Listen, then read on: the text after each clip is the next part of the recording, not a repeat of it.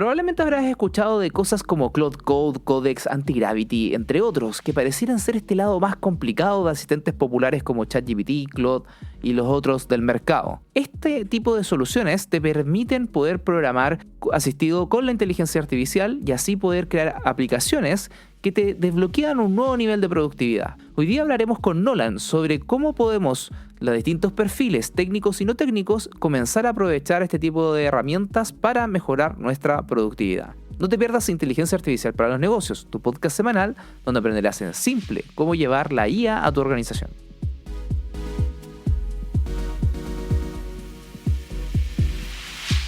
Don Nolan Gaete, bienvenido a un nuevo episodio de Inteligencia Artificial para los Negocios, tu podcast semanal donde puedes aprender de inteligencia artificial en palabras simples, como por ejemplo, hoy día vamos a hablar del tema de Agentic Coding. Así es. O Vibe Coding, o programación asistida con IA, o muchos otros términos. Básicamente vamos a empezar a abrir a Cloud Code, o como los amigos le dicen Claudio, y vamos a empezar a ver el proyecto. Ahora, en general, cuando hemos ocupado la IA antes, por ejemplo, si yo voy a ocupar ChatGPT u otro, le converso y sucede magia. Correcto. Acá hay algo de eso, pero también hay algunas triquiñuelas que uno tiene que saber para poder manejar esto mejor, especialmente dado que estos proyectos son proyectos que se sostienen por mucho tiempo. ¿Cuáles son? ¿Por dónde empezamos a administrar este gran software que es Cloud Code o similares? La verdad es que toda la estructura que se utiliza para, ya sea Claude, ya sea Codex, ya sea Cursor, ya sea VS Code con GitHub Copilot, no necesita tanto conocimiento de programación para hacer un MVP. Estamos claros que lo que vamos a hacer ahora es una aplicación para mí que va a alojarse en mi computador. Nomás no lo vamos a colocar en internet ni va a estar desplegado para 20.000 usuarios. Ya, va a ser una aplicación para mí que yo puedo ocupar en mi computador. Un MVP, para la gente que no lo conoce, es el corto las siglas MVP, Most Viable Product, Minimum Viable Product. Claro. Que básicamente, la primera cosa que podía hacer, antes que podáis, ojalá, colocar a los usuarios a probarlo, sin que sea como el producto final, pero que tampoco sea algo tan endeble. Exactamente. Dadas esas restricciones, ahora con la asistencia de la inteligencia artificial, cualquiera puede programar sin saber que necesariamente existen lenguajes de programación, sin necesariamente que sepan que existen frameworks, sin saber la diferencia entre frontend, backend, base de datos. Sin saber nada de eso, uno podría hacer una aplicación para uno mismo en el computador. Pero eso te cambia a otros conceptos que sí debes saber.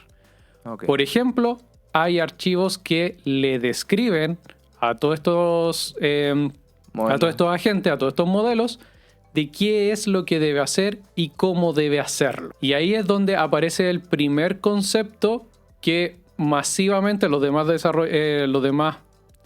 herramientas la conocen como agents.md, ¿ya? Pero Claude utiliza el Claude.md. Ya. ¿Qué son los MD? Los MD son bloc de notas, es texto plano, ¿Ya? pero tienen la gracia de que existen interpretadores de Markdown, que es el nombre completo del tipo de archivo. O sea, M de Mark y de Down. De Down, ya, okay. Correcto. Que le da cierto formato. Okay. Es un poquito más enriquecido que un simple texto plano, pero si uno lo puede abrir con el bloc de notas y se va a ver todo lo que está escrito, más algunas líneas, asterisco, numerito y cosas así. Esas líneas, asterisco y cosas así la puede interpretar un lector de Markdown y simplemente le va a dar un formato. Okay. Está, por decirlo de alguna manera, entre un bloc de notas común y corriente, un .txt, y quizá un Word que ya tiene todos los tipos de formatos posibles habido y por haber. Y estos Markdown, hay dos en especial que mencionaste recién, el Agents y el Claude, que cumplen la misma función, pues, según lo que entendí. Sí. ¿Y esa función sería? La función que tienen es que describe toda la tecnología que vas a utilizar para el desarrollo. ¿Por qué eso es relevante? Porque cuando tú estás desarrollando, no quieres explicarle una y otra vez qué es lo que estás haciendo y cómo lo estás haciendo. Ya. La gracia de estos archivos en particular es que cada vez que tú le envías un prompt, la primera vez, como iniciando la conversación, junto con tu prompt, va todo este archivo. Ok. Automáticamente.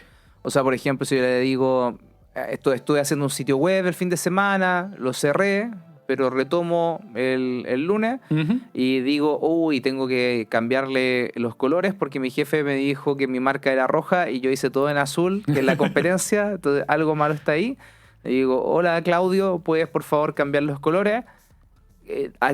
Antes no tenía ni un contexto, porque una cosa que la gente no tiene mucho en su cabeza es que estas conversaciones parten generalmente desde cero. Entonces, a menos que tú hayas tomado una línea que hayas estado conversando con él antes cuando lo programaste, cuando tú partes una ventana y le dices, oye, cambia un botón, no sabe qué botón, no sabe cuál es la tecnología de base, y además si no la sabe, podría o no, generalmente tienden a que sí, a buscar cuál es la tecnología que hay hoy día en el repositorio, y si tiene que hacer eso va a gastar mucho tiempo en hacerlo. Exactamente. Y eso también te quema tokens y eso también te llega al límite más rápidamente, por lo menos en la parte de Claude. Perfecto. Entonces, este archivo CloudMD me ayuda como a que todo lo importante de este proyecto, sus objetivos, sus tecnologías, sus restricciones, terminen pasando en cada interacción que tenga y al fin y al cabo esta definición de reglas sea respetada para cada nueva interacción que voy a tener dentro de este proyecto. Correcto. Un ejemplo.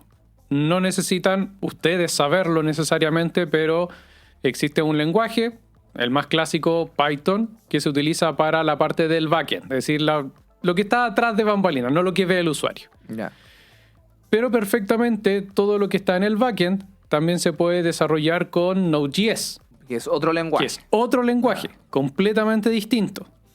Entonces, si yo no tengo este archivo, podría empezar a desarrollar cosas de Python mientras que estaba lo de Node.js encima. Y va a haber conflicto. O, como tú dijiste, va a tener que empezar a investigar todo lo que tiene desde cero para empezar a desarrollar la nueva característica que tú le pediste. Claro. Y además también estas cositas tienen versiones. Entonces, de repente, yo necesito que sea una versión específica de Python porque mi organización la sigue ocupando y no va a actualizarla solamente porque a mí se me ocurrió hacer un proyecto nuevo. Entonces tengo que decirle que ocupe esa versión y no otra, por ejemplo. Correcto.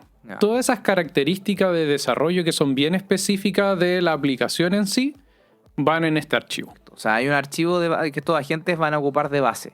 Correcto. Ese archivo lo tengo que hacer yo, hay un formato en especial, se lo puedo pedir a la IA como tramposamente, ¿cómo funciona? Por supuesto, se lo puedes pedir a la IA. Puedes usar a Claude para desarrollar esto que va a usar Claude después para poder programar la nueva aplicación. De hecho, yo creo que si no me equivoco, en Claude Code tú puedes colocar /init. Sí.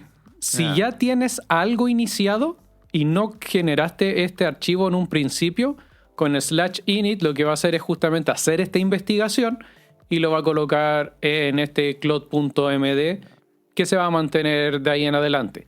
Que después igual puedes ir actualizando si es que haces algún cambio. Por ejemplo, no, ¿sabes qué? No me gustó este framework de lo que sea, quiero cambiarlo completamente. Bueno, yo puedo pedirle los cambios y después, se me olvidó actualizar el Claude. /init y lo va a actualizar. Ya, o bien tenga, no sé, algún nuevo scope, o sea, alguna nueva tarea que tengo que incluir, o sea, cualquier cosa que sea relevante para el proyecto continuar, etcétera. Ahora, me imagino que si yo le empiezo a describir todo el proyecto, especialmente en la medida que desarrollo este proyecto por varios días, semanas o meses, esto puede ser muy grande. ¿Hay algunos otros archivos o otras cosas que yo tenga que hacer cuando ya en el fondo mi proyecto es demasiado grande? Sí, lo que se recomienda, además de tener este Claude.md o Agent.md, es también tener skills, que ya hemos hablado en otros capítulos sobre eso, y tener alguna otra estructura, por ejemplo, el archivo README, que es muy común en el desarrollo porque ahí va a estar descrito las funciones, no técnicamente, sino que de cara al usuario. Ya. Y otro archivo que también es muy común, el changelog. ¿Por qué? Porque este va a ser como tu diario de desarrollo, tu diario de vida, por decirlo de alguna manera. Entonces, si haces un cambio hoy día y más adelante quieres hacer otro cambio sobre la misma característica, la idea es que no vuelva para atrás, es decir, que siga avanzando en otras cosas. Y eso lo puede leer Claude, lo puede leer Codex para no repetirle el mismo error. Ok, y esto igual es importante entenderlo desde la perspectiva de que estos modelos de lenguaje tienen esta cosa que es la ventana de contexto, tienen esta restricción que pueden ver una parte de la información, y cuando el proyecto Correcto. está chiquitito, todo el proyecto cabe en esa parte de la información, pero cuando el proyecto es muy largo, o tiene muchas características, o muchos usuarios lo están ocupando, probablemente el tamaño del proyecto es mucho más grande que lo que puede ver el modelo al mismo tiempo. Así Entonces, es. si no hay archivos que consolidan de alguna manera, comillas, la memoria de este trabajo, puede ser que, por ejemplo, te sugiera hacer una característica que tú ya programaste en el pasado y Ujú. el changelog, que es como este registro mi diario de desarrollo, le va a decir que esa característica ya fue programada hace 2 meses atrás. Claro. Y va a ir a buscarla y no van a haber dos funciones que hacen exactamente lo mismo. Ya, Por perfecto. ejemplo. Perfecto. Entonces, aparte de este Claude MD o agents.md, ¿hay alguna otra cosita que debiese yo saber de mi configuración de Cloud Code? Además de, bueno, de todo esto, se recomienda, bueno, como dijimos, el README, el changelog, y se recomienda también tener una estructura de ficheros bien clara. Ficheros son las carpetas, ¿no? Ficheros son las carpetas. Ya. Es decir, que no esté todo el proyecto así como en la carpeta raíz, como que en el proyecto todos los distintos archivos así como a lo bruto, sino que tengan cierto orden. De esa manera, cualquier agente va a saber que toda la parte de la base de datos va a estar en la carpeta de base de datos, entonces va a ir a modificar y a buscar cosas en ese lugar. Ya. ¿Hay alguna estructura, o sea, algunas carpetas que tú ocupes siempre o algo que nos puedas recomendar? De base, tengo siempre la carpeta del backend, del frontend y de la base de datos separado. Y después adentro de cada uno de ellos también tiene como distintas subcarpetas, que eso va a depender al final del proyecto. ¿Por qué la de base de datos está distinta a la del backend? Porque cuando uno modifica el backend, generalmente son funciones de lectura, de recepción, de modificación. Sin embargo, cuando yo modifico la base de datos, existen nuevos archivos que se generan que son de migración. Ah, ok. Y los de migración son más fáciles de controlar si están dentro de esta carpeta de la base de datos. Ya, o sea, en el fondo el backend es la lógica de, por ejemplo, oye, quiero hacer quiero guardar esto, y el otro es ya la cosa guardada. O sea, uno es no sé, un preprocesamiento o alguna transformación, Claro. y el otro, en cambio, es efectivamente el dato guardado. El dato guardado y por ejemplo, los campos, la estructura de la base de datos es lo que está ahí. Pero si supongamos que yo no tengo nada de idea de este mundo técnico y toda esta cosa que me estáis hablando de backend y frontend, nunca la he escuchado. ¿Cómo yo le puedo pedir esto a la IA dado que yo no tengo esa experiencia? ¿O debería educarme en esa experiencia antes de empezar con estas cosas? Justamente para el proyecto que ahora queremos desarrollar, toda esta nueva información que quizás ustedes están escuchando ahora no es tan necesaria. Acuérdense, Ya. dentro de esta restricción de que tengo una aplicación solamente para mí. Claro, es un proyecto sencillo, digamos. Exactamente. Entonces, yo lo que sí tengo que saber es que existe este archivo de cloud.md y todo el resto que lo haga Cloud mismo. Ok. Ya, pero sería bueno, por ejemplo, que si yo no sé, igual le pudiera preguntar a Claude, oye, dado esto que te acabo de describir, ¿cuál sería la estructura de fichero Exactamente. recomendada? Ya. De hecho, en este momento, si vemos un poco la pantalla, obviamente yo lo voy a leer para la gente que solamente nos escucha, le estoy pidiendo a Claude que cree un archivo cloud.md para desarrollar una aplicación web de administración de tareas. El típico Canva donde yo digo, si pasado mañana tengo que ir a recoger algo al banco, Ya. en la tarde tengo que pasear al perro todos los días, algo común. Ya.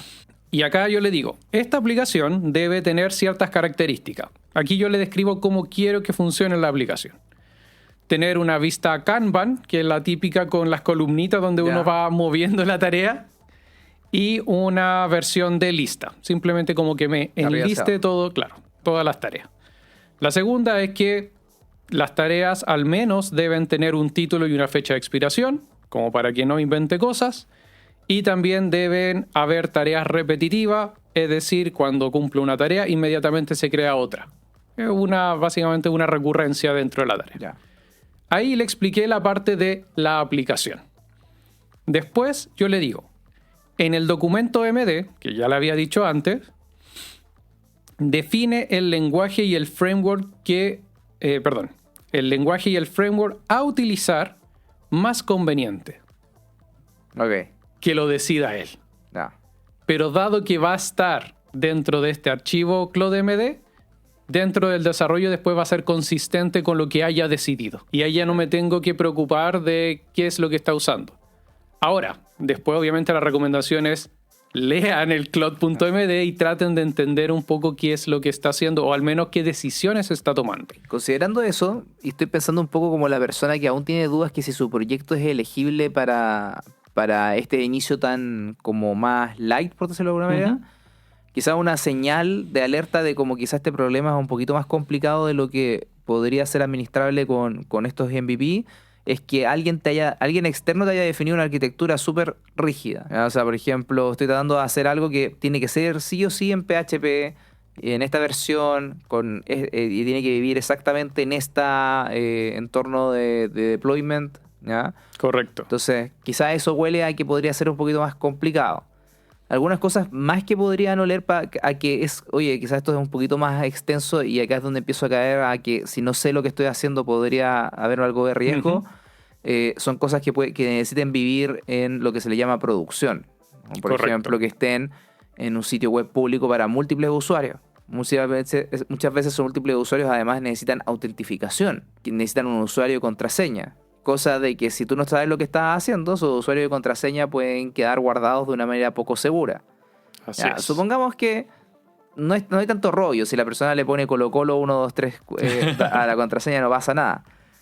Pero, ¿qué otras cosas podrían marcar como algunas red flags de que quizás esto ya es un problema y que debieses pasarle sí o sí a una persona técnica con conocimiento?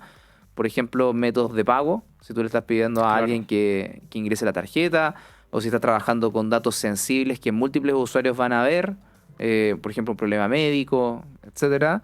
O si te estás conectando a muchos servicios, también podrían ser alertas que te dicen, oye, esto de pronto es un problema. Porque si porque estoy pensando en lo de múltiples servicios, tú me puedes complementar si piensas algo diferente, es que muchos de estos servicios te piden algún grado de autentificación. Entonces, por ejemplo, si yo quiero ocupar la API o el servicio de alguna modelo de lenguaje, como Claude, Gemini, etcétera, tengo que colocar mi tarjeta de crédito. Si dejo mi tarjeta de crédito conectada a esto y eventualmente esto se filtra o alguien encuentra la manera de acceder maliciosamente a eso, voy a despertarme con una cuenta que quizás va a ser de mucho dinero que no voy a poder pagar, digamos. Aprender de inteligencia artificial puede ser muy difícil, y más aún si lo haces solo. Por eso hemos creado un espacio para que puedas compartir con otros, hacer y resolver dudas, y poder acceder a material exclusivo que iremos actualizando continuamente. Únete ahora a nuestra comunidad y aprende con nosotros en evoacademy.cl/comunidad o en el link que podrás encontrar en la descripción de este podcast. ¿Se te ocurren algunas otras cosas que podrían ser como, esto ya deja de ser un proyecto que puedo hacer sin conocimiento técnico y empieza a ser un proyecto ya que debiese buscar ayuda más de alguien que haya tenido años de experiencia en desarrollo de software? Cuando empieza a haber también separación de roles. Ya. Porque eso también puede llegar a ser complicado. La aplicación que nosotros aquí estamos dando de ejemplo, lo voy a usar yo y la configuración lo voy a ver yo y listo. Pero, por ejemplo, en un servicio como bien estructurado, van a haber usuarios que solamente tienen que ver cierta parte, van a haber administradores de sistema que van a poder ver otra parte, y aparte están también los desarrolladores que van a tener otras habilidades, otros poderes dentro de esa plataforma.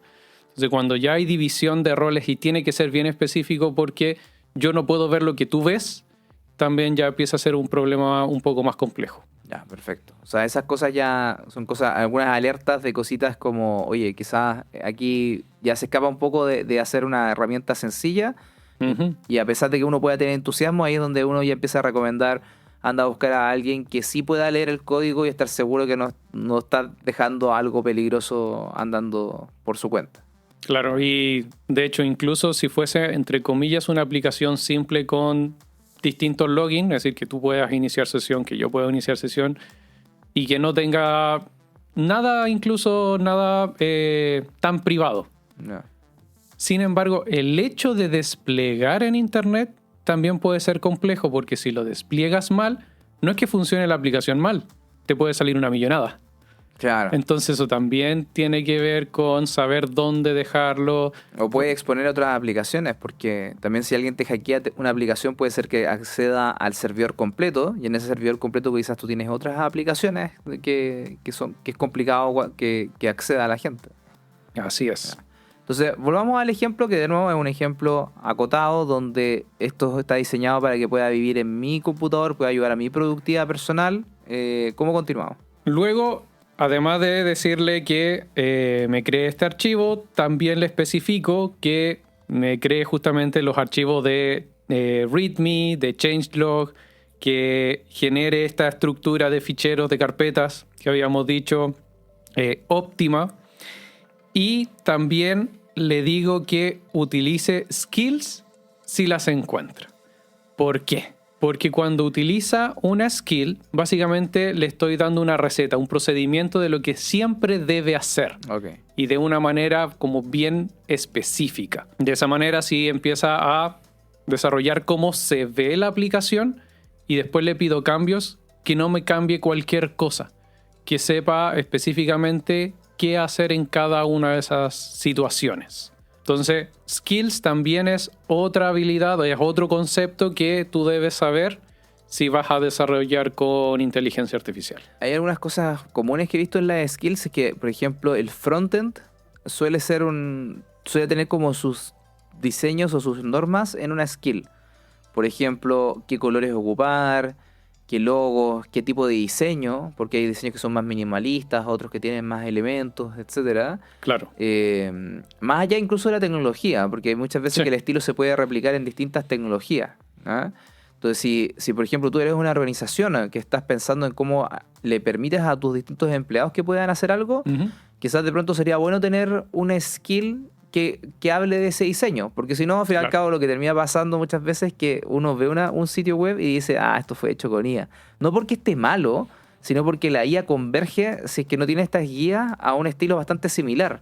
Sí. ¿Ya? Que es lo típico, por ejemplo, que coloca un borde de un color justo antes de los elementos, o que prefiere la letra inter, ¿ya? O que coloca conceptos como headers, así como, no sé, negocios, tecnología, etcétera. Claro. Y tiende a converger a varios de estos lugares comunes, porque así operan los modelos. Los modelos te responden bien a través de este tipo de cosas también.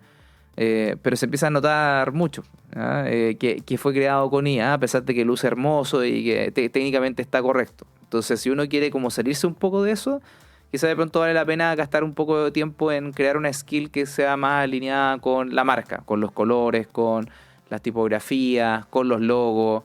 Y recuerden que las skills también te dejan una carpeta que se llaman assets. Por lo tanto, Correcto. uno puede colocar los logos ahí, uno puede colocar las tipografías ahí si es que aplica para el caso. Y como tú dices, es bien recomendable porque así se puede definir el tipo de letra, cosas tan simples como eso, como agregarle un logo, como cómo conectarme a donde tengo desplegada la aplicación. Entonces es bien amplio las posibilidades que se pueden definir a través de las skills. Bueno, y finalmente aquí yo sí le tengo una instrucción bien específica que dice: quiero que todas las pruebas y despliegues sean en Docker. Esto es más bien un tema personal, porque la gracia de hacer todas las pruebas y hacer todo el despliegue en Docker es que si yo quiero compartir esta aplicación, que va a seguir siendo local, se la puedo pasar a otra persona o podría pasársela a otro computador mío. Si yo nunca he escuchado lo que es Docker, ¿qué es? Usa el concepto de contenedores. ¿Como los que vienen de China? Como los que vienen de China. Yeah. Es decir, asumamos que el barco es, bueno, el barco completo y yo puedo transitar libremente por él. Sin embargo, las cargas que están dentro de un contenedor solamente van a poder moverse dentro de ese contenedor y no van a estar repartidos por todo el barco ni se van a mezclar con el envío de otra persona. Yeah. En este caso, mi computador, si yo dejara como todo instalado, digamos, libremente en mi computador, después el desinstalarlo si ya no me gusta, el cambiarlo o si quiero trasladar esto a otra parte, va a ser muchísimo más complejo. Además, cuando está dockerizado, cuando está en un contenedor, yo puedo detener el servicio o ejecutar el servicio a libre voluntad. De esa manera también controlo los recursos que estoy utilizando dentro de mi computador. Por eso son las distintas ventajas que a mí me gusta utilizar cuando hago un desarrollo. Y una cosa que Docker también soluciona, que es que hay una especie de chiste en el mundo técnico de que dicen, oye, a mí me funcionó, pero me funcionó en mi computador. ¿Ya? Y Docker parte de alguna manera desde cero y va instalando cosas en la medida que tú las vas necesitando. Uh-huh. Y después te asegura que si tú vas con ese contenedor a otro computador, va a empezar ese ambiente desde cero. Correcto. Algunos ejemplos son como, por ejemplo, que tú hayas instalado en tu computador por algún otro motivo, por algún otro proyecto, etcétera. Por ejemplo, una librería en específico de Python. Uh-huh. Y si esa librería de Python no está en los requerimientos, no está metida en el código, te va a funcionar a ti porque está en tu computador. Claro. Pero una vez que se la pasas a alguien que tiene otro computador distinto, que no trabajó en esos proyectos en el pasado, Uh-huh. ahí puede ser que falle. Entonces, Correcto. Docker, de alguna manera, como tú decías, lo hace que en ese contenedor, en ese mini mundito, como parte desde cero, funciona, y al trasladarlo a otro lugar, donde ese mini mundito se va a volver a crear, sigue funcionando. Entonces ya no es como eso de solamente funciona en mi máquina. Correcto. Funciona también en otras máquinas. Así es, porque ¿qué es lo que hace finalmente Docker? Bueno, aquí van a aparecer muchos archivos cuando yo empiezo a desplegar esto. Entre eso existe uno que es justamente Dockerfile, de hecho. Si tú entras ahí, dice exactamente la receta de qué es lo que debe instalar, qué versión, de qué forma. O sea, tengo un contenedor nuevo, como llegó al que estaba alguna vez creado. Claro. No. Entonces, lo que va a decir es, no sé, quiero utilizar Linux de la versión 3. Estoy inventando cualquier cosa. Entonces va a instalar Linux de la versión 3. Además, necesito instalar Python, necesito instalar Postgres, necesito instalar otra cosa. La va a instalar. Después necesito copiar todos estos archivos que definen mi aplicación en estas carpetas. Entonces las va a copiar siempre en el mismo lugar. De esa manera yo me aseguro que la aplicación vaya a funcionar tanto en mi computador como en el tuyo, porque va a generar este mini ambiente. A partir de un manual de instalación común. Exactamente. Ya, perfecto. Oye, entonces, después de Docker, ¿le añadiste alguna a esta instrucción? La última instrucción que yo le di fue que si falta definir algo importante, me pregunte. Ya. Y le especifiqué, eso sí, considera que yo no soy técnico. Ya. De esa manera, dado este supuesto de que es cualquier persona que está desarrollando, no me haga preguntas tan complejas como, oye, ¿quieres usar Vue.js? Claro. ¿Qué es eso? Claro. No le voy a poder responder. Ya. Y ahí simplemente uno le aprieta Enter y Claude va a empezar a trabajar. Es posible que, dependiendo de lo que tú le hayas descrito, va a decir, tengo todo lo que necesito, voy a hacerte el archivo. O, naturalmente, va a decir, falta definir estas cosas. No. Entonces te va a empezar a preguntar. Esto para la gente que te está escuchando, que según te está escuchando, lo estás haciendo en la misma aplicación de escritorio de Claude. Sí, pero en la versión de chat, no en CodeWord ni en Code. Ah, ya. Directamente en el chat. Es decir, esto podría ser perfectamente en Claude.ai. Ya, podría ser hasta en el celular incluso. Podría ser perfectamente en el celular. Entonces Ya. ahí los Gym Bro también pueden empezar a trabajar antes de llegar a la casa. Entonces, por ejemplo, cosas que me pregunta. ¿La aplicación será para una sola persona o para varias personas? Claro, eso yo no se lo especifiqué antes. Entonces yo le voy a decir, solo para mí, sin login. Entonces, ya con esa decisión es claramente algo que voy a mantener en mi computador y no va a ser algo desplegado en internet para varias personas. Ya. Después me pregunta para las tareas repetitivas, que es el tercer punto que yo le había pedido. ¿Cómo se define cuándo se crea una nueva tarea al completar una? Me dice, al crear una tarea defino cada uno de los días. Al crear la tarea elijo opciones fijas de repetición. Ambas. Te dio alternativas. Exactamente. Me da alternativas que yo voy cliqueando y de esa manera voy respondiendo. Eso es algo, la verdad que bien de Claude, porque este mismo experimento lo hice en Codex o también lo hice en GitHub Copilot y me describe me escribe todas las preguntas y yo voy 1 punto respondiendo, 2 puntos respondiendo. Aquí es un poquito más interactivo. La verdad que sí, ahí se gana un par de puntos más Claude. Y mientras tanto, lo que yo voy a hacer es, dentro de mi computador, voy a seleccionar una carpeta. En este caso se llama gestor tareas Claude. Ahí voy a dejar ese archivo, el claude.md. Lo siguiente que vamos a hacer es utilizar una skill. Vamos a instalar una skill. Esto ya es un poquito más complejo. ¿Es necesario para un MVP como para esta aplicación personal? No tanto. Pero si es que ya empiezan a desarrollar un poquito más, es bueno que sepan. Entonces, también aquí voy a mostrar en pantalla, pero lo voy a ir describiendo. Existe una página que es skills.sh que enlista muchísimas skills. Todas estas son públicas y cualquiera las puede instalar, incluso crear. Eso también viene con, obviamente, riesgos. Yo no voy a utilizar cualquier skills porque tiene un buen título y una buena descripción. La gracia justamente de esta página es que si yo entro a cualquiera de las skills, me dice quién la creó. Entonces puedo pensar, ya, si la hizo Anthropic, puede ser más confiable. Si la hizo Vercel, puede ser más confiable. Si la hizo Agent, puede ser más confiable. Por un lado, es decir, quién es el autor.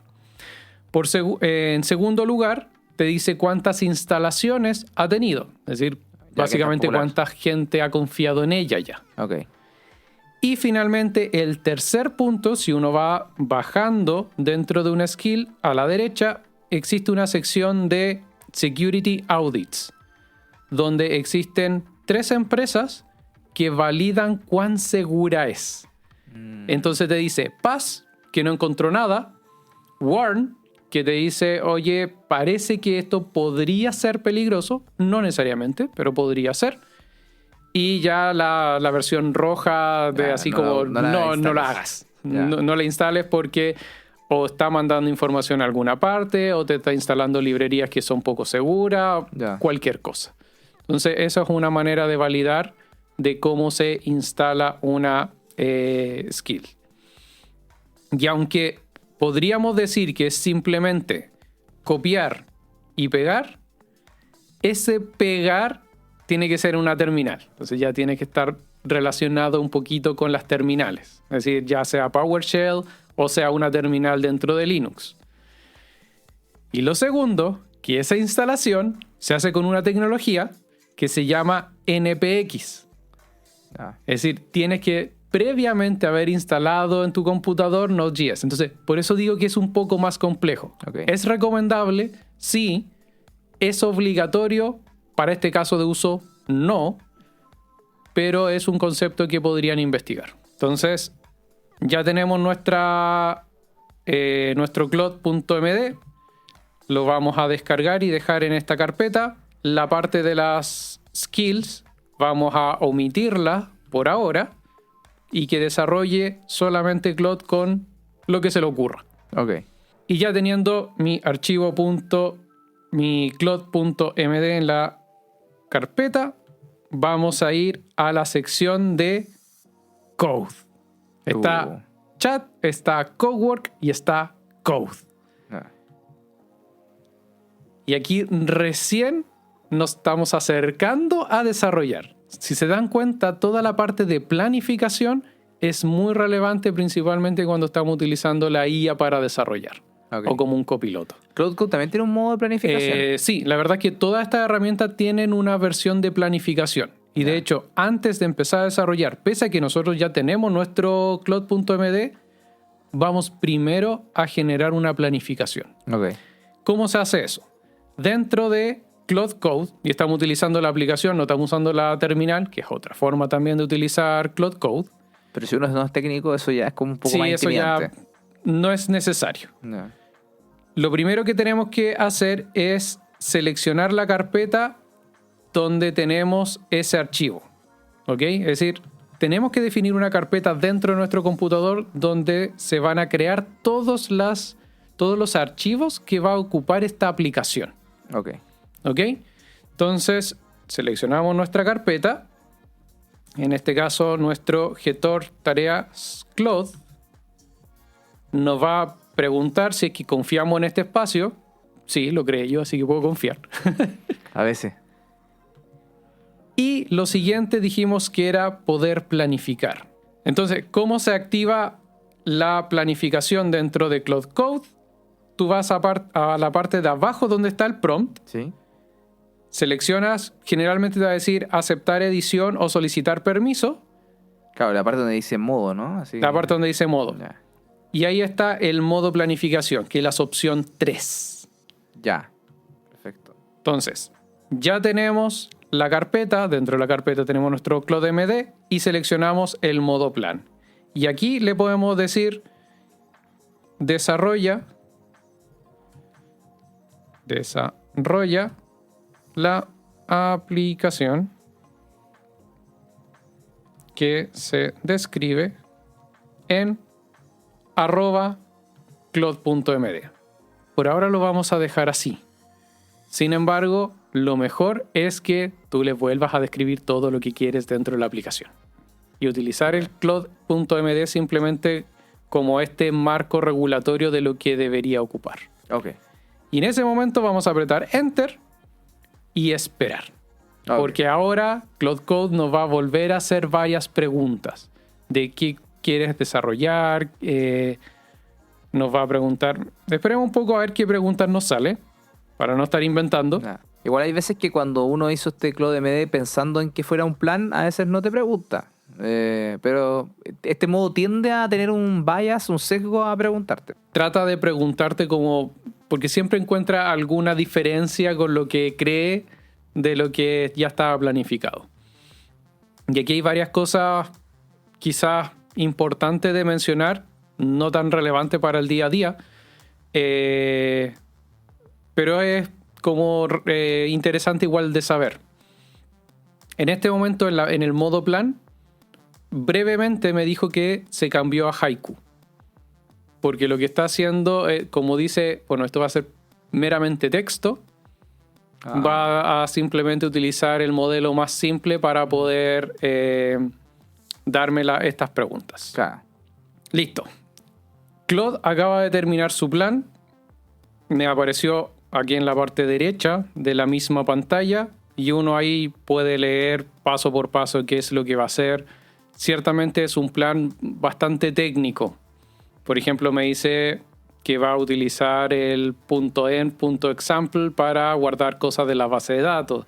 Me está diciendo que va a usar Prisma/Schema para temas de desarrollo de los títulos y cosas así, como los elementos dentro de la página web. Muchas cosas que puede ser que las personas que no estén cercanas al desarrollo no necesariamente lo van a entender. Ahora, ¿qué tipo de cosas deberían fijarse que no son de desarrollo?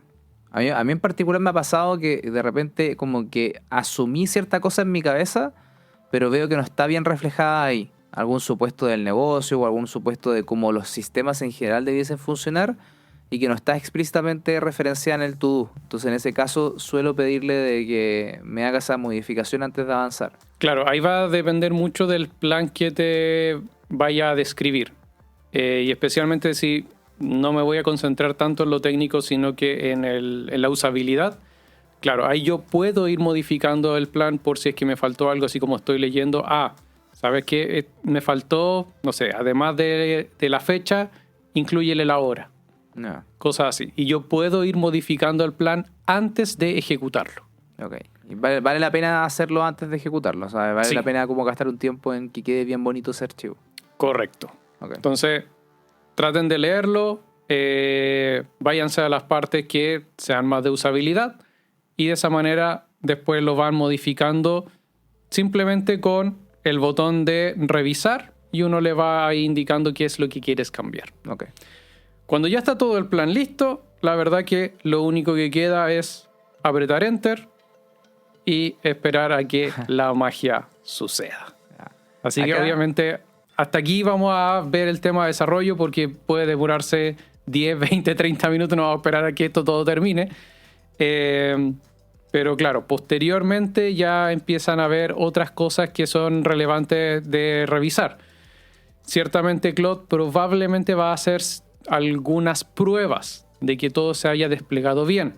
Okay. Pero es importante que tú entres a la nueva página web y veas si es que se leen las cosas, porque es poco probable, pero puede suceder que queden así como letras solapadas, Okay. o algo que un fondo negro con letras negras y no se lea. Todas esas modificaciones después uno puede seguir iterando con la IA y va a ir modificando justamente estos archivos para que la experiencia de usuario que tú quieres se vea reflejada. Ya. Hay gente que me ha dicho, oye, pero ¿cómo Claude no puede verlo? Si tiene capacidad de verlo. Lo que pasa es que ahí es que muchas veces estos tests no consideran sacar una captura de pantalla de la solución.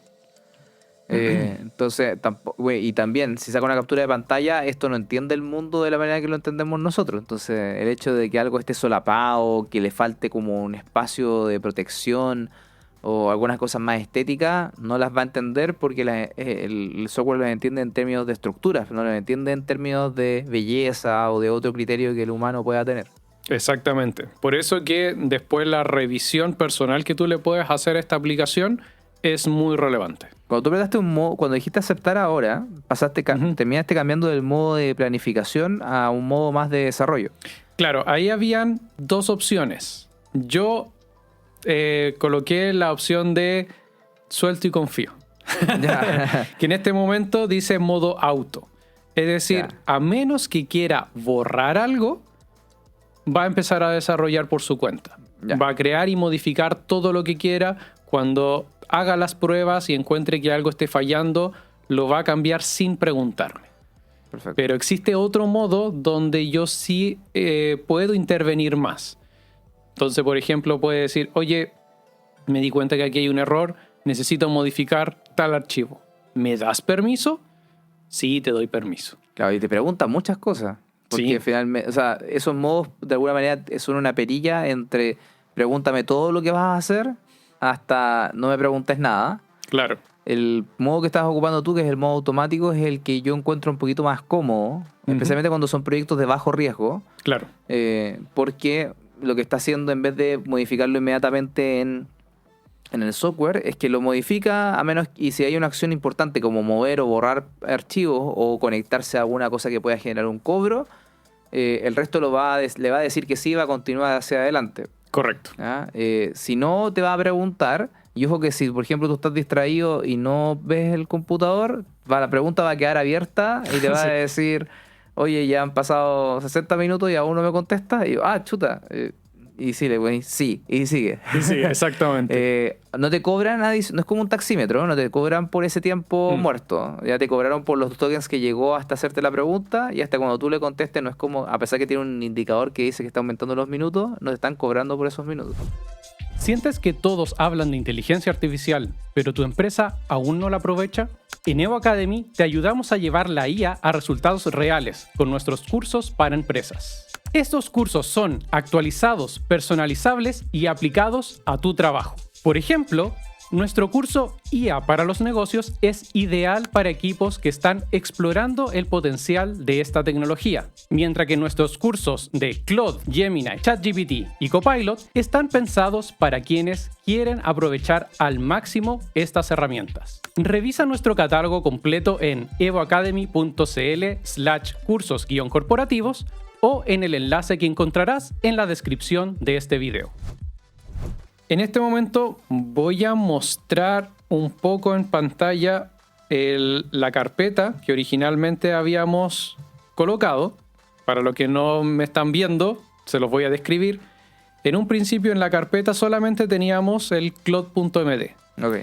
En este momento me apareció un package.json, un tsconfig.json, un nextconfig.ts, etcétera, etcétera. Y también empezaron a aparecer carpetas y cosas así. Todo eso todos esos archivos son necesarios para la aplicación en general.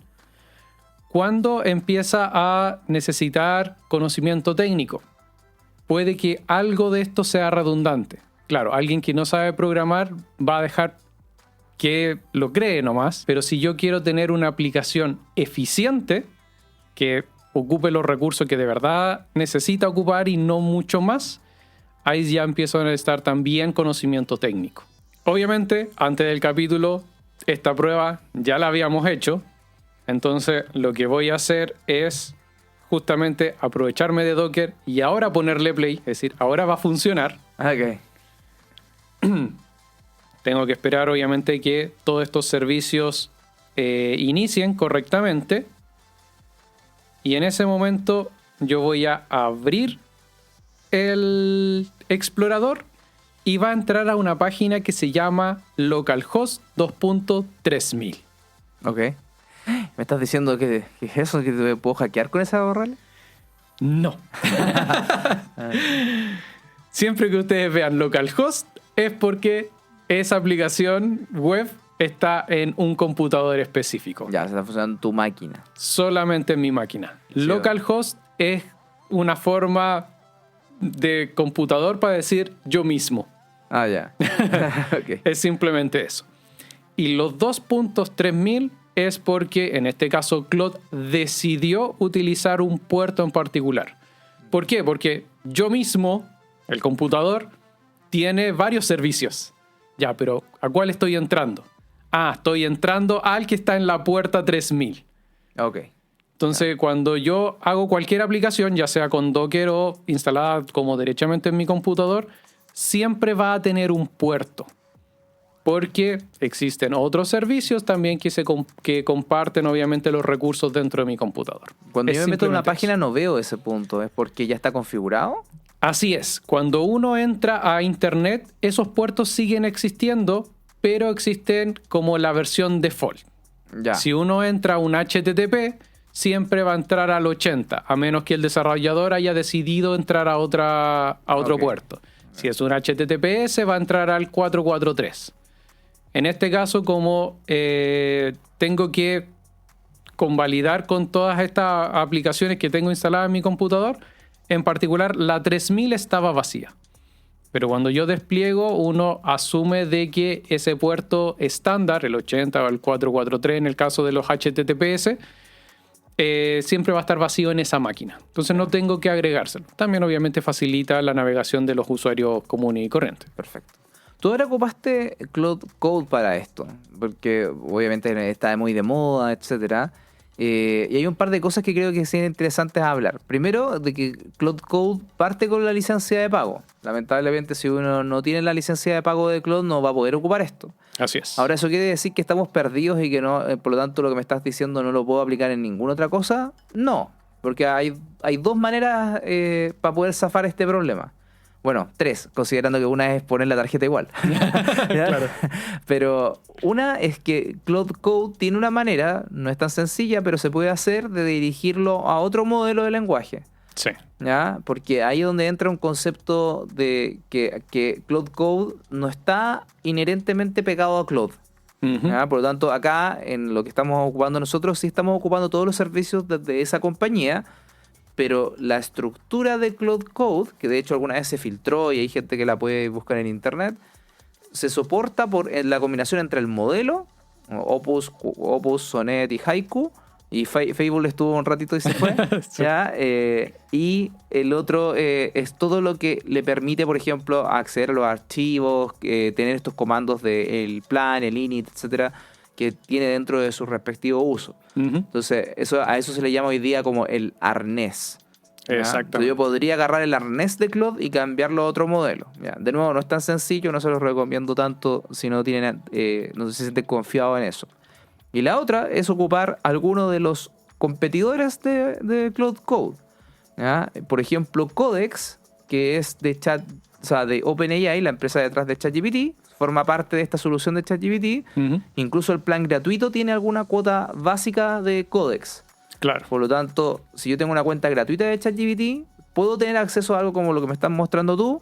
Va a lucir distinto, va a tener los botones en otro lado, no va a ser naranja, pero es esencialmente lo mismo. O sea, tiene un modo de planificación, tiene un modo en que yo no acepto rápidamente los permisos, ya no se llama cloud.md, se llama agents.md. si tiene las skills, Sí. porque las skills son un protocolo. Un estándar, claro. Un protocolo entre distintas cosas. ¿Ya? Si mi organización me bloqueó Claude y me bloqueó ChatGPT, ¿qué puedo hacer? Bueno, si estoy en el entorno Google, probablemente me habilitaron Anti-Gravity. Exactamente. ¿Ya? ¿Por qué no se llama Gemini? ¿O por qué Codex no se llama ChatGPT? Bueno, eso es otra razón. Otra discusión. Claro, aparte. Pero Anti-Gravity para los entornos Google, ¿ya? Entonces puede ser que sí tenga acceso a ese, ¿ya? Ujú. Y si son una persona de bien, pueden ocupar Cursor. Claro. No, porque a mí me gusta mucho Cursor, que recientemente fue adquirida, o se anunció que va a ser adquirida por SpaceX, una de las empresas de Elon Musk. Y Cursor, nosotros tenemos un video en el canal donde parte desde cero con muchas de las cosas que conversamos hoy día, pero específicamente en el entorno de Cursor. Es decir, todo lo que escucharon hoy día lo pueden aplicar más allá de Cloud Code, a pesar de que Cloud Code es la que está de moda hoy día. Así es. Y existen otros competidores, es decir, está OpenCode también, que es como todo open source. Claro. Y el clásico VS Code, que sí, está de la mano con GitHub Copilot. La verdad es que también puedes ocupar otros modelos que pueden ser perfectamente locales y no le pagas a nadie.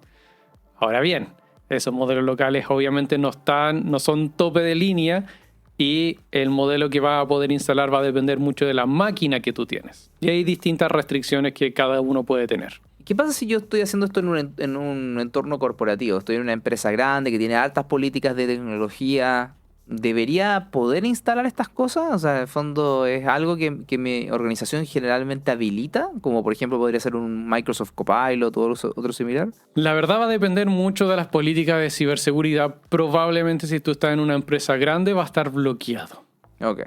¿Por qué? Porque igual el mal uso de estas herramientas podrían estar revelando información que no necesariamente debería ser pública, especialmente si no sabes bien cómo utilizar esta herramienta de forma segura.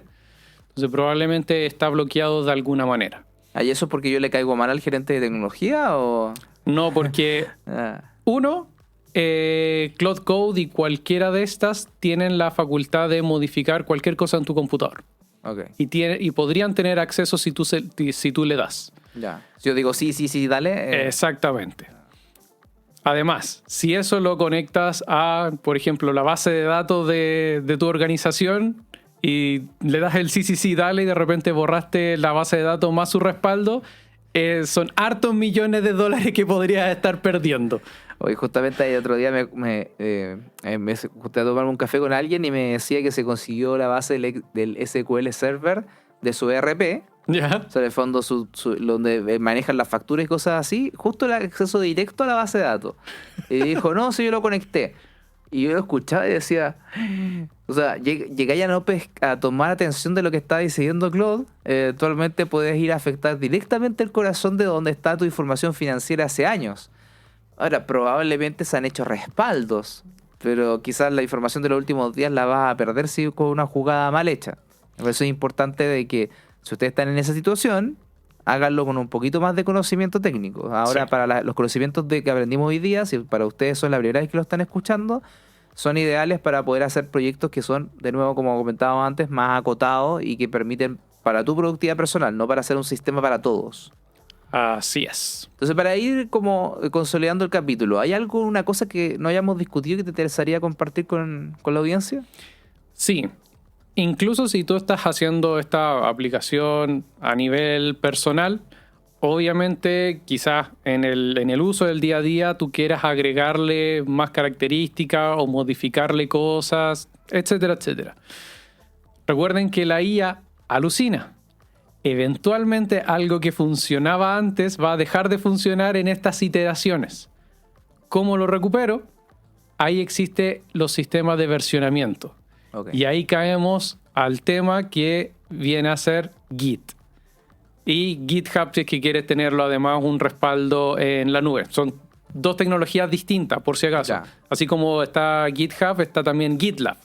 Pero todo esto básicamente son respaldos en la nube de mi versionamiento en local, que es el Git.